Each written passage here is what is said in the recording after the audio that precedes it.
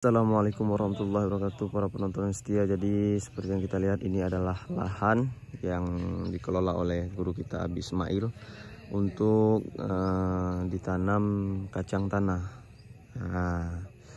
Alhamdulillah, mungkin kemarin kita kita spill lahan yang dikelola oleh Tengku Rizky, yaitu untuk gepula,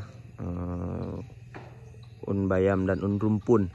Nah, ada pinyo abi, nah rencana gepula kacang. Ya, ban. Gimana nak udik mesin?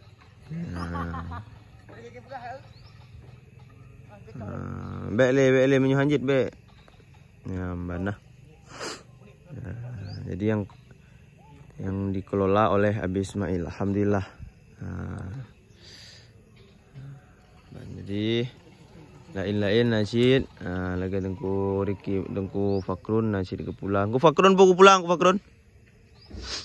Bola buah. Puku pulai deh. Nak pulai sih dah. Oh, berutu ah. Jadi alhamdulillah di daerah Mafat Aceh masih banyak tempat-tempat yang bisa digunakan untuk lahan tempat bercocok tanam. Ban. Pada para penonton yang hantam nijak alam budaya Mafat, jit nijak. Nijak sabi-sabi, nijak sigaga, seminggu siga nekalan kiban kondisi daya. Yang ingin berinfak, bersedekah, ataupun yang ingin wakaf boleh melalui nomor rekening yang sudah tertera di deskripsi. Ban.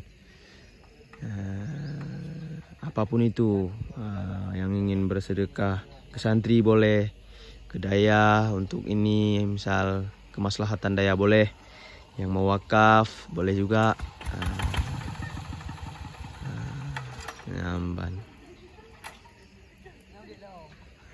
Nyak punya kagak boleh mesin. Hai be hari hai. Hanjit nih han. Sekian dan terima kasih. Wassalamualaikum warahmatullahi wabarakatuh.